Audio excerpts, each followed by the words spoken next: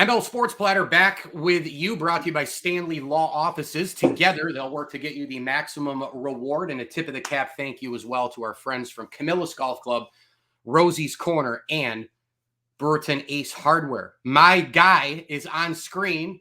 We got the video thing rolling on the show. One of the best in the business for decades, covering Major League Baseball. He's talked to everybody under the sun. It's Kevin Kernan, America's most beloved sports writer, of course, a New York State Baseball Hall of Famer in his own right. You can get him at BallNine.com, all over the social platforms. The national baseball writer for Ball9. It's KK, Kevin Kernan. What's up, my man? How you doing, Mike?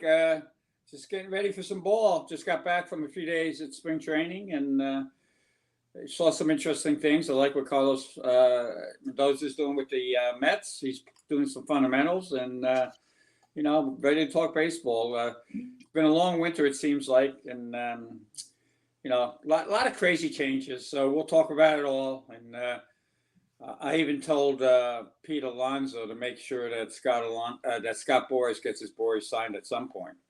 Yeah, it has been. It's funny because up in central New York, we haven't gotten any semblance of what winter really looks like. We get splash storms here and there. Right. But the weather's been really warm, but it still feels long because there's still sleet, ice, rain. That's the worst.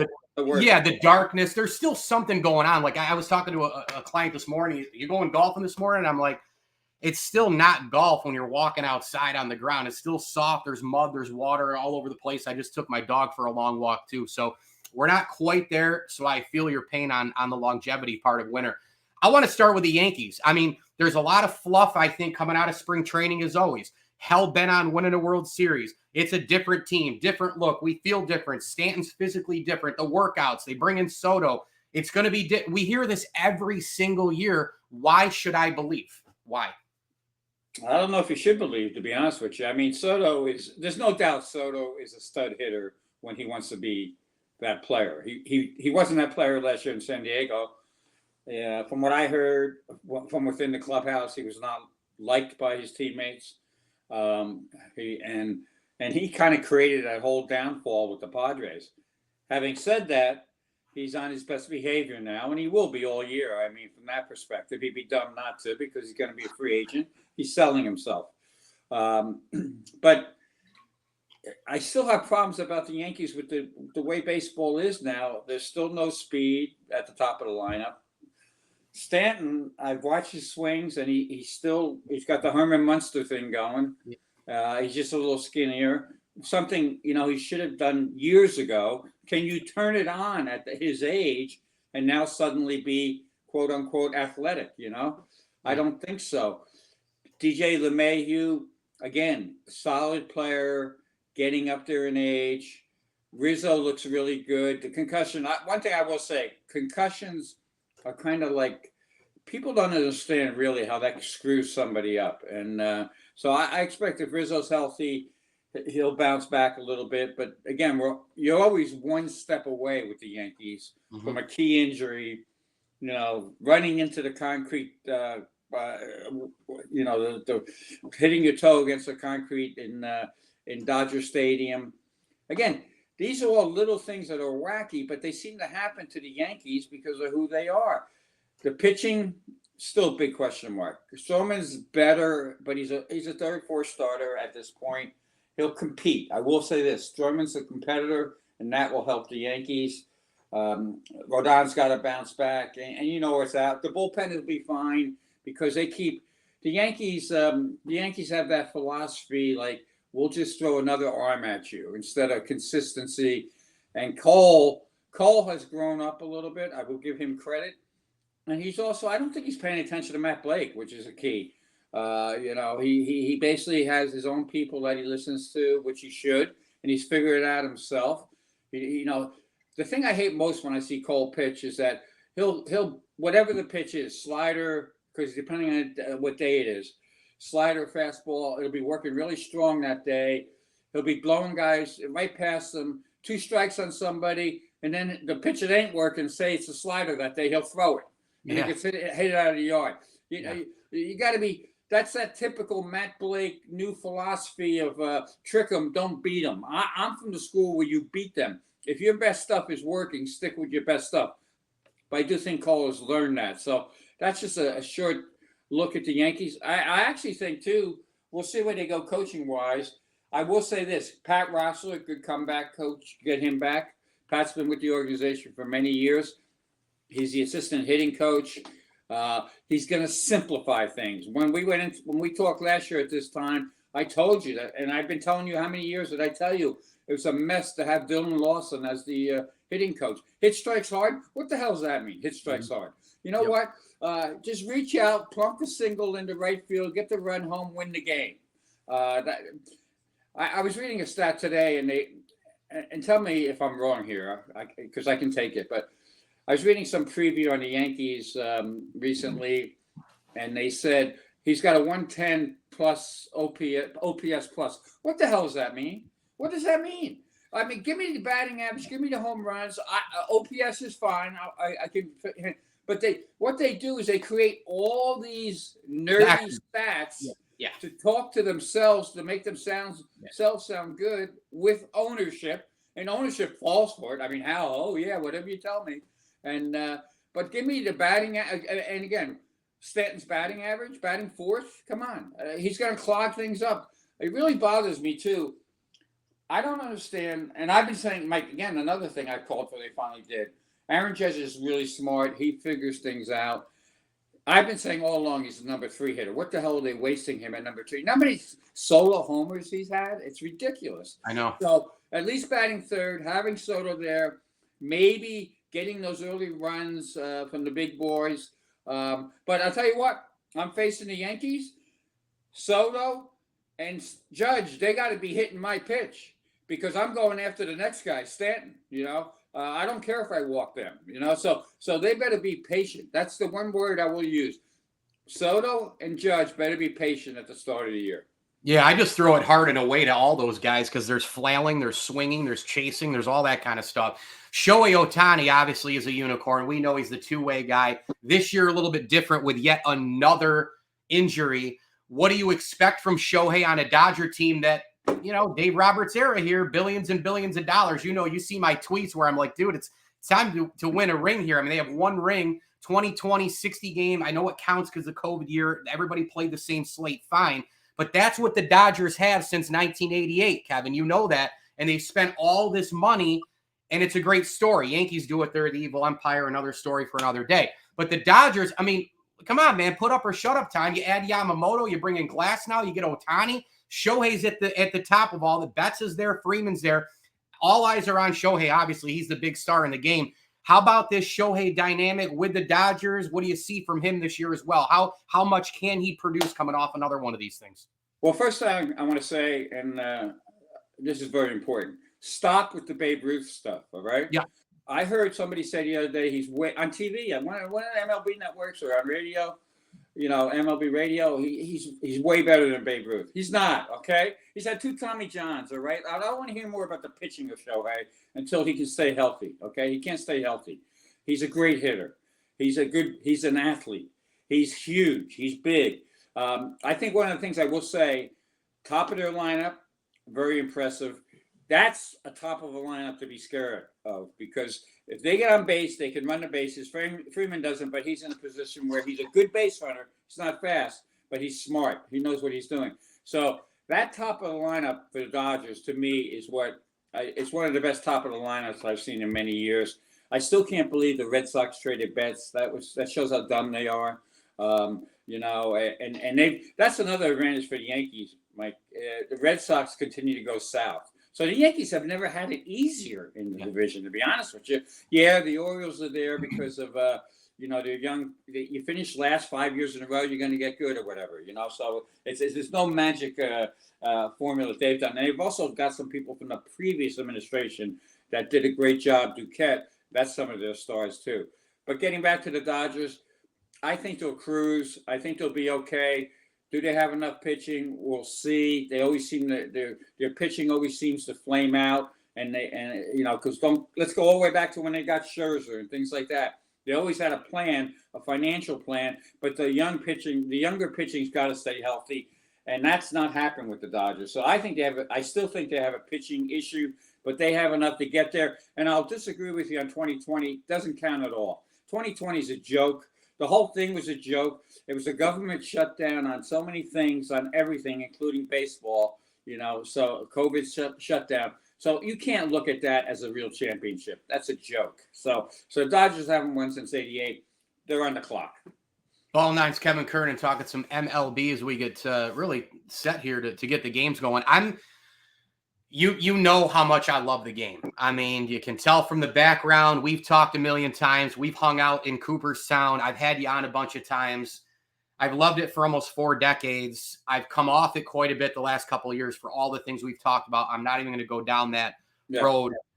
But I'm really going to try this year to flip it on more and, read maybe the 8th or 10th best story out there that maybe I didn't last year, right? And try hard on a Tuesday to pay attention to an inning of, I don't know, Marlins and Pirates, or you know what I mean? I'm going to try to do what I used to. I mean, it used to be a 7-day-a-week thing for me. And as many shows on TV, radio, podcasts, it was round the clock baseball. And it just isn't anymore for me because we know why. I've talked to Anthony Castrovins. I've talked to a bunch of people the last few months that they think this year is a turning point in the right direction. Do you believe that for any reason whatsoever, that maybe there's people like me who have been in it a long time, but I've come back a little bit. I'm still there a little, but I want to be back all the way. I don't want to be a part-timer with this. I love this game. Are people going to get back or try to at least do what I'm going to do? Make some kind of an effort with something that will come back to us. Is it possible? Well, the fans are trying, like you, I will say, because you watch any game now and you go to spring training, they want the game to be there. They really do. So the fans are giving it their all again. But my question to you is, why believe that baseball is going to give it back to you? I was on with Rob Dibble the other day when about a week or so ago when all the uniform stuff came out, right? All the stuff about the uniform. And Dibs was saying, Kevin, how can this happen? And my answer to him was, Dibs, this is what I've been telling you for years. The people in charge don't know what they're doing. It's right on par for the course for Manfred. It's a typical Manfred thing. They have no quality control of what they do. Yeah. If it weren't for the players being so great and this game being so great, they would have sunk. This is the Titanic, the way they treated it. You would have lost it all. I agree. Yeah, they would have lost it all. So they continue to make terrible decisions, even little decisions like dropping down the time clock, the pitch clock with runners on base. They don't want it. This may sound a little. Some people may disagree with this, but it's what's happening. They don't want you to think anymore in anything. They don't want baseball players to have the time to think. They want them to be a robot. So I'm watching college games. The guys are getting ready to pitch and they wear a wristwatch and they're looking at that. Nobody thinks. I talked to a 40-year major league guy. He was everything from scout, did everything in the front office. He's gonna manage in the North Woods League because he wants it to be baseball. They're taking baseball away from baseball. That's how I can simplify it. So I'm like you. I want it to be there, but do I see it there? Not yet. I don't see it there. And when the Mets are doing like a long infield outfield, that's what gives me hope. Not the BS they're giving us, because they're still going to do. All they're going to talk about is OPS plus or something else or spin rate. Talk baseball. Do what the Diamondbacks did. Now, I want to mention the Diamondbacks because you mentioned the Dodgers. I like what the Diamondbacks did in the offseason. They tried to be nerds and they tried to go into it without a 4-man rotation, and they got embarrassed, and that lost the World Series for them, that game where they had to start a bullpen game. So to their credit, they went out and got Erod. So they know they need 4 starters. Well, they stay healthy, but those are the things that are important. Corbin Carroll going from first to third. That's what I want to see. I don't want to see the garbage that they're doing, So I'm still on the fence whether it's back or not. We have to have more teams play baseball. The other thing I will say, as you know, I said, and you're on record, I said it when they hired Bruce Bochy, I said he was going to run rings around everybody. I said it last year. Texas Rangers are winning the World Series, and they did. So as long as there's guys like Bochy, Arizona making some adjustments, I think the Dodgers will go back to more baseball things. That gives me hope. The Orioles, they'll probably have a step back a little bit because of injuries and young guys. The second year is just so much tougher. So I think the Yankees will skirt. If the Yankees can't make the playoffs this year, it's unbelievable. That's all I can say. You said it's never been easier for the Yankees in the division. I would actually never been easier. I think I would extend it to the entire AL. I mean, with that payroll, those resources, those guys, the fact that they should be there, they should be better smart. And Texas won, so it's always hard to repeat. Nobody's absolutely Yankees. Yeah, and we haven't had that repeat winner since 2000 for though the NFL parity. Okay, the Patriots in 20 years, got to 9 and won 6, and now we're on another one with the freaking Chiefs, for God's sakes. But baseball, we haven't had that repeat winner. But in the AL, it's like the Central, nobody jumps, and in the West, you have to have a Ranger-like season to dethrone the Astros. And to me, it's always the Astros until it's not. They bring in Hader, they bring in a bunch of guys. Now they're better. The AL East across the board, top to bottom, it's not that great. I respect Baltimore. They're fun. They're young. They look balanced and versatile. They're doing some cool baseball things. But come on, this is the Yankees, for crying out loud. And it doesn't look to me like the whole AL has been that much of a powerhouse. And yet the Yankees have been over here stumbling and bumbling, signing the wrong guys, getting hurt all the time. They're wasting Garrett Cole. They're wasting Aaron Judge. And they finished 500-ish last year. They missed the playoffs. It's unbelievable. It's an excuse-riddled organization with an egomaniac general manager and an owner who's completely clueless, and that's really what it boils down to. And by the way, the baseball part for me, KK, I'm not thinking that they're going to give it back to me, and I don't think we're going to get the game back. This is an effort on me only. I'm making the effort. Kevin Kernan with us here on the ML Sports Platter, brought to you by Stanley Law Offices. Go get him at BallNine.com. and on Twitter and all the big social platforms as well. I got a couple quickies and I gotta take off, and I know you're busy as well. A couple guys going to the Hall of Fame I know you really like. Adrian Beltre, Joe Mauer, heading in Todd Helton, and obviously Jim Leland. Can you give me like a quick hit on each guy, how you remember their career, why they got in, when they did, however you want to go about it? Obviously, for me, real quick to let you know, I mean, Beltre got better with age, right? 3,000 hits, he's a shoo-in. Helton, I think, was an all-around dude. Simple as that. Joe Mauer, gosh, I mean, those batting titles, I don't think he's first ballot, but then you look deeper into it, and catcher, the durability and all that, tip of the cap to that. And Leland's just an old-school dude, kind of like a McKeon for me, who's a no-brainer Hall of Fame manager, just stylistically, the old with the new, just one of the most dynamic guys. Just hit me with some of those guys. You covered them all as well as anybody, KK. Yeah, it's a good class, and they are. I think if you mentioned what you said about your love for the game, I think you can point to every one of those guys as that kind of person too. They love baseball, and that's the thing that sticks out for me. Beltre had fun playing the game, goofed around. People loved to goof with him, but really, when it came down to it, he knew how to get the job done. Mauer, Mauer gave you that hometown Tony Gwynn type. I stayed with the team, the organization the whole time. That's very important. And baseball needs to do more of that. There's too many teams, like you said earlier, aren't trying. They're not trying to win. And that's that Twins heyday. And Helton, one thing about Helton was people forget what a great athlete he was. Quarterback, a good guy. And I don't want to hear any more of the Rocky stuff, because here's what they don't know. Okay? When you hit and pitch in Colorado, then you go on the road, it's a totally different game. Todd Helton, the ball reacts a certain way in Colorado, but then when you go on the road, it reacts a whole different way. So every 2 weeks, you have to make major adjustments. You're going back and forth. Back and forth. That's harder than anything. People who don't know baseball don't understand that. So I think there was no question in my mind. I've been voting for Helton for a while. Mauer, you can make the excuse, he tailed off at the end. Mauer, to me, you know who Mauer is? He just happened to play catcher. But Mauer, to me, opens up Mattingly. Mattingly should be in the Hall of Fame because very similar numbers. And I know one's a catcher, but still, Mattingly was right there.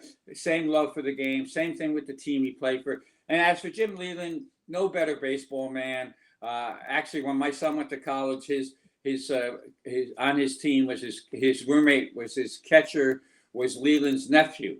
So I know Leland very well. He's in the Irish, of course, the Irish Baseball Hall of Fame as well. And when you went into Jim Leland's office in spring training, it was a blast because you would talk baseball. You'd sit there and talk baseball for 30 minutes, 40 minutes, and he would say everything honest. Of course, he'd be smoking cigarettes and doing all that stuff. That's the problem with the game today. We don't have enough guys talking honestly about the game, wanting to bring fans into their room, wanting to bring media into the room. Instead, it's all these young GMs and assistants. Every team has 10 assistant GMs now. And they're wearing the same outfits, They look like they came right out of, they came Merrill Lynch. They came right out of Harvard, They came Yeah. out of elite school, and they talk down to you. I want people who talk baseball to me, and that's always been my secret. That's why I have great stories. I wrote the Tampa Tales story the other day. I urge people to read it. At BallNine, I'm able to write about baseball. People still talk baseball to me. It's its own language. Baseball needs to get back to that. I hope it does. And a big part of that, of course, and we started the show with this, but for baseball to be baseball for all the fans they have, the Yankees got to get back to playing the game the right way.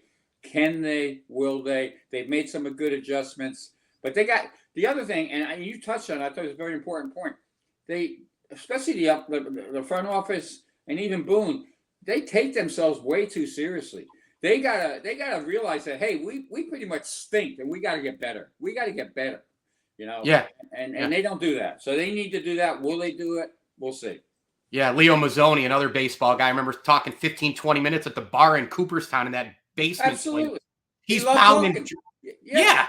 He's pounding drinks going on and on. I got my guys, Matt Michael and Rocco Carbone, who actually saw him, and we sit down with him, and he just starts going. We tell him some of us says Syracuse. Oh, Syracuse. Let me tell you about Syracuse. He starts rocking. He's drinking. He's doing his thing. And we left, and I turned to those guys, and I said, that's the beauty of this game right there, that guy. What a treat. Mike, real quick, though, his guys never got hurt because the way he treated them. And they threw all the time. They threw every day, even if it was light throwing. Of course.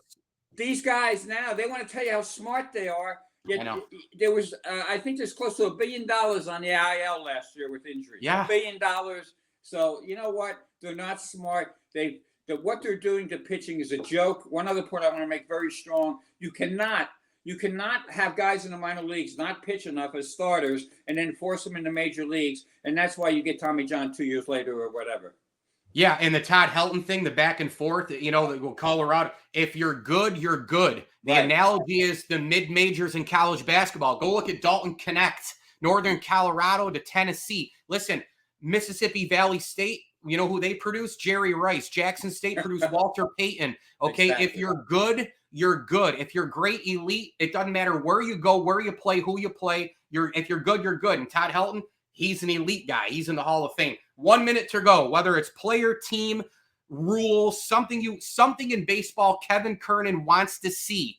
You want to see it, make it happen. I don't care what it is. I don't care if it's a record, a player, a move, a trade, a team. Maybe you just said it with the Yankees. I don't know. But what's the one thing in MLB you got to see in 2024?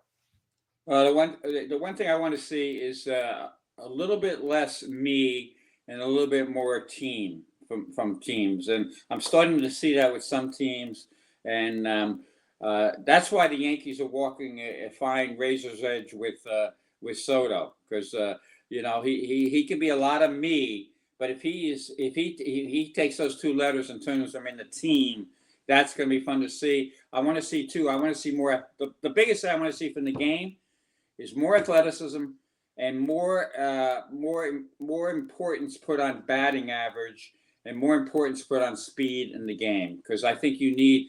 The baseball should be athletic. The baseball we grew up was an athletic game, and I'm older than you, but it was very athletic. Of course, Mickey Mantle, guys like that. It's not become an athletic game. It's become a sit, outthink, don't swing game. I want it to become an aggressive, athletic game. Nothing wrong with hitting a pitch that's a crappy curveball that's up in your eyes just because it's a ball. Hit that. Yogi Berra made all the rings he got, So yeah. So stop making the game a science project and make the game baseball. No doubt. That's how the game changed in the 60s from the Yankees' dominance. The Pirates What running. happened? That's what happened. Exactly. They brought in the Latino players, the black players, Pirates, Cardinals, National League ball, hit and run, speed, all that kind of stuff, and away you go. That has to come back. That has to come back. Absolutely correct. And that's why I don't want Brian Cashman, the general manager, anymore. He's been there too long. They need somebody in there with a team approach. Even, I swear to you, even Derek Jeter would have changed something from the model that it is now. I wanted a lot of GMs. I wanted a lot of managers before, too, including your guy, Bruce Bochy. We talked about that a bunch not too long ago. Kevin Kernan, you're the best. BallNine.com. Go get his work. The national baseball writer and New York State Baseball Hall of Famer. I've had him on for years. KK, I'll have you back a bunch. I love the background. Enjoy sunny Florida. I'm super jealous. But it's going to be 65, 70 here today. So I'm going to go out and get some sun and probably a lot of wind. It won't be perfect, but I'm going to take it. Thanks for the time, my brother. Really appreciate you. You got it. Anytime. Take care.